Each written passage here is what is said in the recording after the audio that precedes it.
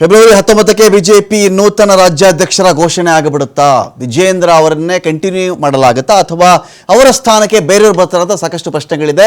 ವಿಜೇಂದ್ರ ತಮ್ಮ ಅಧ್ಯಕ್ಷ ಗಾದಿಗೆ ಯಾವಾಗೆಲ್ಲ ತೊಂದರೆ ಬರುತ್ತೋ ಅಥವಾ ರಿನ್ಯೂವಲ್ ಟೈಮ್ ಬರುತ್ತೋ ಆಗೆಲ್ಲವೂ ಕೂಡ ವಿಜೇಂದ್ರ ಅವರು ಹೋಗಿ ಒಂದು ಕಡೆ ಕೇಂದ್ರದ ನಾಯಕರನ್ನ ಭೇಟಿ ಬರ್ತಾ ಇದ್ದಾರೆ. ನಡ್ಡಾ ಅವ್ರನ್ನೂ ಭೇಟಿ ಮಾಡಿದ್ರು, ಆನಂತರದಲ್ಲಿ ಅಮಿತ್ ಶಾ ಅವರನ್ನು ಕೂಡ ಭೇಟಿ ಮಾಡ್ಕೊಂಡು ಬಂದಿದ್ದರು. ಈಗ ಹೊಸ ಬಿಜೆಪಿ ರಾಷ್ಟ್ರೀಯ ಅಧ್ಯಕ್ಷರು ಬಂದ ಮೇಲೆ ಇದೇ ಫೆಬ್ರವರಿ 19ನೇ ತಾರೀಕು ಬಿಜೆಪಿಗೆ ರಾಜ್ಯಕ್ಕೆ ಒಬ್ಬರು ಹೊಸ ಅಧ್ಯಕ್ಷರು ಸಿಗ್ತಾರಾ ಅಥವಾ ಈ ಅಧ್ಯಕ್ಷರೇ ಕಂಟಿನ್ಯೂ ಆಗ್ತಾರಾ? ಬೆಂಗಳೂರಿನ ಅರಮನೆ ಮೈದಾನದಲ್ಲಿ ಕಾರ್ಯಕಾರಿಣಿ ಇದೆ. ಬಿಜೆಪಿ ರಾಷ್ಟ್ರೀಯ ಅಧ್ಯಕ್ಷ ನಿತಿನ್ ನಬೀನ್ ಭಾಗಿಯಾಗಿದ್ದಾರೆ. ಕಾರ್ಯಕಾರಿಣಿ ಅಂದ್ರೆ ಹೇಗೆ ಅಂದರೆ, ಈಗ ಒಂದು ಕಡೆ ಅಲ್ಲಿ ರಾಷ್ಟ್ರೀಯ ಅಧ್ಯಕ್ಷರು ಬಂದ್ರಲ್ಲ, ಅಲ್ಲಿ ಬಂದಾಗ ಎಲ್ಲ ರಾಜ್ಯಗಳಿಗೆ ಒಂಥರ ಅವರು ಪರಿಚಯಿಸ್ಕೊಳ್ತಕ್ಕಂಥ ಕೆಲಸ, ಪರಿಚಯಿಸೋದು, ಪರಸ್ಪರ ಐಡಿಯಾಗಳನ್ನು ಅವರು ಶೇರ್ ಮಾಡ್ಕೊಳ್ಳೋದು, ಮುಂದಿನ ಗುರಿಗಳನ್ನು ನಿಗದಿಪಡಿಸೋದು, ಕೆಲಸ ಮಾಡಲಿಕ್ಕೆ ಯಾವ ಥರ ಅಂತ ಪ್ರೇರೇಪಿಸೋದು ಎಲ್ಲವೂ ಇರುತ್ತೆ. ಯಾವ ಪಕ್ಷದ ರಾಷ್ಟ್ರೀಯ ಅಧ್ಯಕ್ಷರಾದರೂ ಅದೇ ಕೆಲಸವನ್ನು ಅವ್ರು ಮಾಡ್ತಾರೆ. ಇದೀಗ 19ನೇ ತಾರೀಕು ಬರ್ತಾ ಇದ್ದಾರೆ ಅವರು, ನಿತಿನ್ ನಬೀನ್ ಅಂತ ಹೇಳಿ. ಕಾರ್ಯಕಾರಿಣಿ ಟೈಮ್ನಲ್ಲೇ ರಾಜ್ಯಕ್ಕೆ ಹೊಸ ರಾಜ್ಯಾಧ್ಯಕ್ಷರನ್ನು ನೇಮಕ ಮಾಡಿಬಿಡ್ತಾರಾ? ಬಳಿಕ ವಿಶೇಷ ಸಭೆಯನ್ನು ಕೂಡ ನಡೆಸಲಿದ್ದಾರೆ ನಿತಿನ್ ನಬೀನ್ ಅಂತ ಒಂದು ಕಡೆ ಮಾಹಿತಿ ಬರ್ತಾ ಇದೆ. ಪಕ್ಷವನ್ನು ಸ್ಟ್ರಾಂಗ್ ಮಾಡಬೇಕು ಹಾಗೂ ಕಾರ್ಯಕರ್ತರಿಗೆ ಸಂದೇಶ ಕೊಡಬೇಕು ಅನ್ನೋ ದೃಷ್ಟಿಯಿಂದಲೇ ನಿತಿನ್ ನಬೀನ್ ಬರ್ತಾ ಇರೋದು. ನಬೀನ್ ಜೊತೆಗೆ ಕೆಲ ರಾಷ್ಟ್ರೀಯ ನಾಯಕರು ಬರ್ತಾ ಇರೋರು, ಒಬ್ಬರೇ ಬರ್ತಾ ಇಲ್ಲ. ಬಿಜೆಪಿಯ ಕೆಲ ರಾಷ್ಟ್ರೀಯ ನಾಯಕರು ಕೂಡ ಅವತ್ತಿಗೆ ಬರ್ತಾ ಇದ್ದಾರೆ, ಬರಬಹುದು ಅಂತ. ಬಿಜೆಪಿ ರಾಜ್ಯಾಧ್ಯಕ್ಷ ರೇಸಲ್ಲಿ ಆಯಿತು, ವಿಜೇಂದ್ರ ಬಿಟ್ಟರೆ ಇನ್ಯಾರನ್ನೇ ಮಾಡೋಕ್ಕಾಗತ್ತೆ, ಇನ್ಯಾರಿದ ರೇಸಲ್ಲಿ ಅಂತ ನೋಡಿದಾಗ ಇದ್ದಾರೆ. ಕೇಂದ್ರ ಸಚಿವ ವಿ ಸೋಮಣ್ಣ ಅವರು ಒಂದು ರೀತಿಯಲ್ಲಿ ಪ್ರಬಲ ಪ್ರತಿಸ್ಪರ್ಧಿ ಅಂತ ಹೇಳಬಹುದು ವಿಜೇಂದ್ರ ಅವರಿಗೆ. ಅಶೋಕ್ ಅವರಿಲ್ಲ, ಅಶೋಕ್ ಅವರು ಆ ಮಟ್ಟದ ರೇಸಲ್ಲಿಲ್ಲ, ಅವರು ಪ್ರತಿಪಕ್ಷದ ನಾಯಕನಾಗಿದ್ದಾರೆ. ಆದರೆ ವಿಜೇಂದ್ರ ಅವ್ರನ್ನ ಕೆಳಗಡೆ ಇಳಿಸಿ ಆ ಕುರ್ಚಿಯಿಂದ ಸೋಮಣ್ಣ ಅವ್ರನ್ನ ಮಾಡ್ತಾರಾ? ಈಗ ಯಡಿಯೂರಪ್ಪ ಮತ್ತು ಬಿಜೆಪಿ ಕೇಂದ್ರ ಅವತ್ತೇ ನಾನು ಗಮನಿಸ್ತಾ ಬರ್ತಾ ಇದ್ದಾಗಲೂ ಕೂಡ ಅಷ್ಟರ ಮಟ್ಟಿಗೆ ಇಬ್ಬರ ಸಂಬಂಧ ಇರಲಿಲ್ಲ. ನಾನು ಹೊಸ ಅಥವಾ ನರೇಂದ್ರ ಮೋದಿ ಅವರ ನಂತರದ ಬಿಜೆಪಿ ಬಗ್ಗೆ ಇಲ್ಲಿ ಮಾತಾಡ್ತಾ ಇದ್ದೀನಿ. ಆ ಮಟ್ಟದ ಒಂದು ಹೊಂದಾಣಿಕೆ ಇರಲಿಲ್ಲ. ಈಗ ಲಿಂಗಾಯತ್ ಸಮುದಾಯ ದೊಡ್ಡ ನಾಯಕರು, ಅವ್ರನ್ನ ಬಿಟ್ಟರೆ ಪಕ್ಷಕ್ಕೆ ಕಷ್ಟ ಆಗುತ್ತೆ ಅನ್ನೋ ಕಾರಣಕ್ಕೆ ಇದ್ದಿರಬಹುದು. ಏಕಾಏಕಿ ಯಡಿಯೂರಪ್ಪ ಅವ್ರನ್ನ ಮುಖ್ಯಮಂತ್ರಿ ಹುದ್ದೆಯಿಂದ ಇಳಿಸಿದ ಮೇಲೆ ಚಿತ್ರಣ ಬಹಳಷ್ಟು ಚೇಂಜ್ ಆಗಲಿಕ್ಕೆ ಶುರುವಾಯಿತು. ಆನಂತರ ಬೇರೆ ಯಾರನ್ನಾದರೂ ಮುಖ್ಯಮಂತ್ರಿ ಮಾಡೋಣ ಅಂತ ಬಂದಾಗ, ಇಲ್ಲ ವಿಜೇಂದ್ರ ಅವ್ರನ್ನ ಮಾಡಿಬಿಡಿ ಮುಖ್ಯಮಂತ್ರಿ ಅಂತ ಕೂಡ ಚರ್ಚೆ ಬಂತು.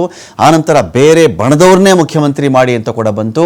ಇದೆಲ್ಲ ಅಳೆದು ತೂಗಿ ಆದಮೇಲೆ ಬಸವರಾಜ ಬೊಮ್ಮಾಯಿ ಅವ್ರನ್ನ CM ಮಾಡಿದರು.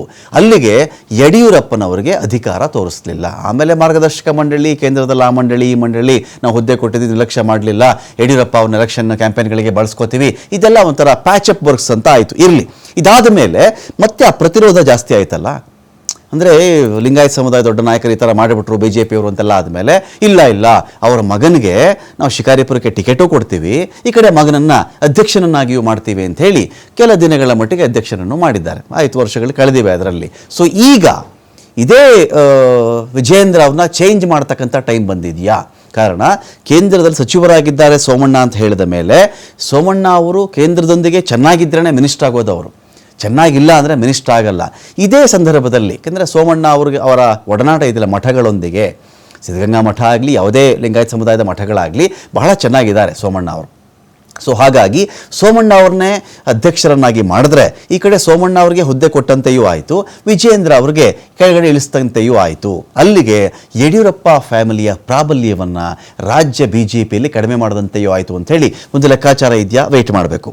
ನಿತಿನ್ ನಬೀನ್ ಬಿಜೆಪಿಯ ರಾಷ್ಟ್ರೀಯ ಅಧ್ಯಕ್ಷರು ಒಂದು ಅಚ್ಚರಿ ಆಯ್ಕೆಯನ್ನು ಮಾಡಿಬಿಡ್ತಾರಾ ಅಂಥೇಳಿ ಒಂದು ಕಡೆ ಮಾತುಗಳು ಕೇಳಿ ಬರ್ತಾ ಇದೆ. ಅಲ್ಲಿವರೆಗೂ ಅಂದರೆ ಫೆಬ್ರವರಿ 19ವರೆಗೂ ಕೂಡ ನಾವಿಲ್ಲಿ ವೆಯ್ಟ್ ಮಾಡಬೇಕಾಗತ್ತೆ. ಇಟ್ಟಿಸ್ಕೊಳ್ಳಿಕ್ಕೆ ರಾಕೇಶ್ ಆ ಥರದ್ದು ಚಾನ್ಸಸ್ ಏನಾದರೂ ಇದೆಯಾ ರಾಕೇಶ್? ಈಗ ಒಂದು ಕಡೆ ವಿಜೇಂದ್ರ ಅವ್ರನ್ನೇ ಕಂಟಿನ್ಯೂ ಮಾಡ್ತಾರಾ ಅಥವಾ ಸೋಮಣ್ಣ ಪ್ರಬಲ ಸ್ಪರ್ಧಿಯಾಗಿದ್ದಾರಲ್ಲ ಅವ್ರಿಗೇನಾದರೂ ಚಾನ್ಸ್ ಇದೆಯಾ ಅಂತ? ರಮಾಕಾಂತ್, ಬಿಜೆಪಿಯ ರಾಜ್ಯಾಧ್ಯಕ್ಷರ ಬದಲಾವಣೆ ವಿಚಾರದಲ್ಲಿ ತಾವು ಹೇಳಿದಾಗೆ 2 ರೀತಿಯಾದಂತಹ ಮಾತುಗಳು ಈಗಲೂ ಕೂಡ ಚಾಲ್ತಿಯಲ್ಲಿದೆ. ಫೆಬ್ರವರಿ 19ರಂದು ನಡೆಯುವಂತಹ ರಾಜ್ಯ ಕಾರ್ಯಕಾರಿಣಿಯಲ್ಲಿ ಈ ಬಗ್ಗೆ ಒಂದು ಸುಳಿವು ಸಿಗಬಹುದು ಅನ್ನುವಂಥ ನಿರೀಕ್ಷೆಯನ್ನ ಮಾಡಲಾಗ್ತಾ ಇದೆ. ಈಗಾಗಲೇ ಹೊಸ ತಲೆಮಾರಿನ ರಾಜಕಾರಣವನ್ನ ಮಾಡೋದಕ್ಕೆ ಬಿಜೆಪಿ ಸಿದ್ಧತೆಯನ್ನ ಮಾಡ್ಕೊಳ್ತಾ ಇದೆ. ಯುವ ಸಮುದಾಯದ ಜೊತೆಗೆ ರಾಜಕೀಯವನ್ನ ಮುಂದುವರಿಸಬೇಕು ಅನ್ನುವಂಥ ಯೋಚನೆ ಇರೋದ್ರಿಂದಾಗಿ ಹಾಲಿ ಅಧ್ಯಕ್ಷರನ್ನೇ ಬಹುತೇಕ ಮುಂದುವರಿಸ್ತಾರೆ ಅನ್ನುವಂತ ಮಾತಿದೆ. ಆದ್ರೆ ಬದಲಾದ ರಾಜಕಾರಣ ಮತ್ತು ಸನ್ನಿವೇಶದ ಹಿನ್ನೆಲೆಯಲ್ಲಿ ಪಕ್ಷಕ್ಕೆ ಹಿರಿಯರ ಅನುಭವದ ಅವಶ್ಯಕತೆ ಇದೆ. ಆ ನಿಟ್ಟಿನಲ್ಲಿ ಎಲ್ಲರನ್ನ ಒಟ್ಟಿಗೆ ಸೇರಿಸಿಕೊಂಡು ಹೋಗ್ಬೇಕಾದಂತ ಅನಿವಾರ್ಯತೆ ಇರೋದ್ರಿಂದಾಗಿ ಹಿರಿಯ ನಾಯಕರೊಬ್ಬರಿಗೆ ಈ ಜವಾಬ್ದಾರಿಯನ್ನ ಕೊಡಬಹುದು ಅನ್ನುವಂತ ಮಾತು ಇದೆ. ಆದ್ರೆ ಈ ಬಗ್ಗೆ ಎಲ್ಲೂ ಕೂಡ ಸ್ಪಷ್ಟನೆ ಇಲ್ಲ. ಆ ಸ್ಪಷ್ಟನೆ ಈ ಬಾರಿಯ ರಾಜ್ಯ ಕೋರ್ ಕಮಿಟಿಯಲ್ಲಿ ವೇಳೆಯಲ್ಲಿ ಸಿಗಬಹುದು ಅನ್ನುವಂಥ ನಿರೀಕ್ಷೆನ ಮಾಡಲಾಗ್ತಾ ಇದೆ. ನೂತನ ರಾಷ್ಟ್ರೀಯ ಅಧ್ಯಕ್ಷರು ರಾಜ್ಯದಲ್ಲಿ ಮೊದಲ ಕಾರ್ಯಕ್ರಮದಲ್ಲಿ ಭಾಗವಹಿಸುವುದಕ್ಕೆ ಬರ್ತಿದ್ದಾರೆ. ಈ ಸಂದರ್ಭದಲ್ಲಿ ಈ ಘೋಷಣೆ ಆಗಬಹುದು ಅನ್ನುವಂಥ ನಿರೀಕ್ಷೆಯನ್ನ ಮಾಡಲಾಗ್ತಾ ಇದೆ. ನಮಸ್ಕಾರ. Thank you Rakesh.